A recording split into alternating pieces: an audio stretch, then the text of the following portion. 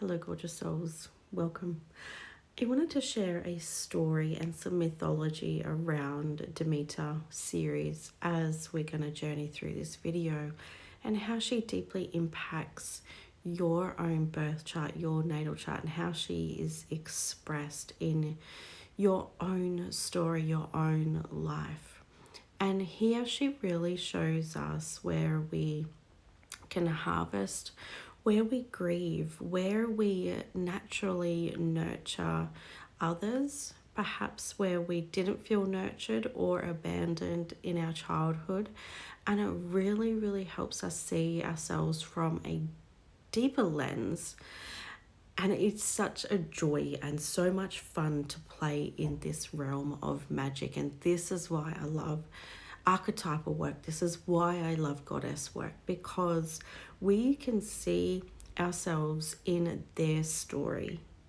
We can prominently see where this has played out in our own story. And I want to share it because even though, Ceres, Demeter is also, surrounding like the grief and, cutting off the supply chain of food for all of mankind, this can feel really heavy in our chart. But I want you to also see where you harvest your own natural gifts and your potential, and where you can shine and where you can grow, and perhaps where you potentially nurture someone else in a really, really big grand scheme of things. And so Ceres, Demeter, it depends on which mythology you want to follow, whether it's Greek or Roman. And in her story, we can see it from, in our chart, in our story, how this grief, how we nurture in different ways and different light. And so understanding this is really, really powerful. And when we allow ourselves to actually try it on, you've got to remember how much power that these goddesses actually had in these mythological times. And when we look at her power, she stopped the harvest. She stopped food growing. It took her a lot of convincing to actually re-harvest food and to have food grow. That she was left gifts on her doorstep by multiple gods, and it actually took a long time and a compromise where she actually agreed to become, the mother again, to nurture again. And sometimes we can sort of feel cut off from that part of ourselves. And so, in my story, because I want to share this from a story perspective, because that's just how I know how best to do it, is I have Ceres in my 12th house. And so I nurture others in isolation, in their dreams, in their intuition, in their psychic abilities. And we can look at the 12th house from a very, traditional point of view, where it's hospitalization, where it's isolation, where it's like, mental health stuff. And we can look at it from a really, really spiritual perspective of, this is, our gifts and our intuition and our psychic abilities and our dreamland. And so I know this about me. And when I understood that this is how Ceres works through me being my own sovereign person, is that I can sit in the dark with someone and I can hear their dreams and I can hear their stories, and I want to nurture them. So I'm talking about the houses right now. She's also in Leo in my chart. So when I'm looking at Leo, I'm looking at the ruler of that sign. So we know that Leo is ruled by the sun. I have my sun in the second house. So I'm really helping people see their value, their self-worth, that their dreams are worthy and deserving, that their creativity deserves to shine, and I'm really nurturing them in that part of their life. And when we're looking at this, I can see way back when I was a child, that my confidence wasn't nurtured. I wasn't nurtured in a way to help bring about my confidence.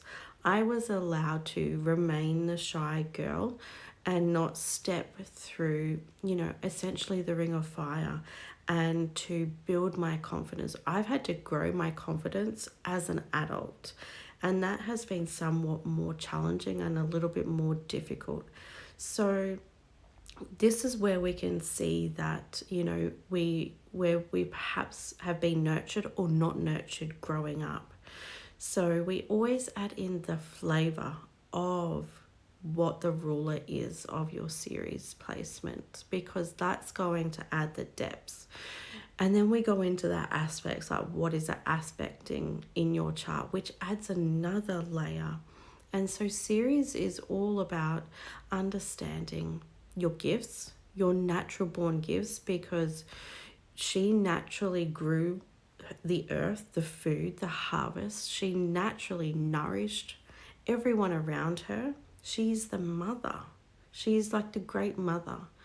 And so depending on your own childhood and how you experienced things can very much determine how you support and who you support throughout your life, whether it is your personal or your professional life.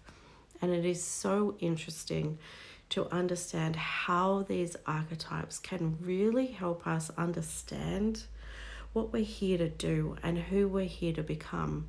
Not necessarily to become anyone different, but to actually shed the layers of, self-doubt and conditioning that we're not worthy and that our dreams aren't worthy of being expressed, or, anything along those lines. And this is why I love the goddess work, the archetypal work in astrology, working with the asteroids, because it adds another layer. So if you're wondering, perhaps, why do I feel, lost, or I'm working through all of these, sort of abandonment wounds and things like that, she can show you in your chart where that actually leads to and the theme in your life. And astrology is actually, your soul's promise. You've come down to experience this particular moment in this particular time. And here are some themes to help you love yourself and work with yourself and express yourself in your own natural, authentic way. And this is why I love this work so much, because I have many conversations that really center around people not knowing their purpose, or understanding the direction of life or the season of life that they're currently in. And the asteroids here really allow us to see the deeper level. So if you sort of already know your astrology chart and you understand that part of your chart, I really highly recommend coming and learning about the asteroids in your chart, because it adds that different psychological layer that is actually really fun to play in when we are going after what we want, when we're building our confidence, when we want to express ourselves, and perhaps we want to work through some patterns that are going on that are keeping us stuck, and we are sabotaging the very things that we want to have. So let me know in the comments where Ceres lands in your chart and the chart ruler of Ceres, and where that is in your chart, because it's going to add extra flavor and it is so interesting. And I look forward to diving with you all in more videos around more goddesses, around more asteroids. So please make sure that you follow along and hit the subscribe button.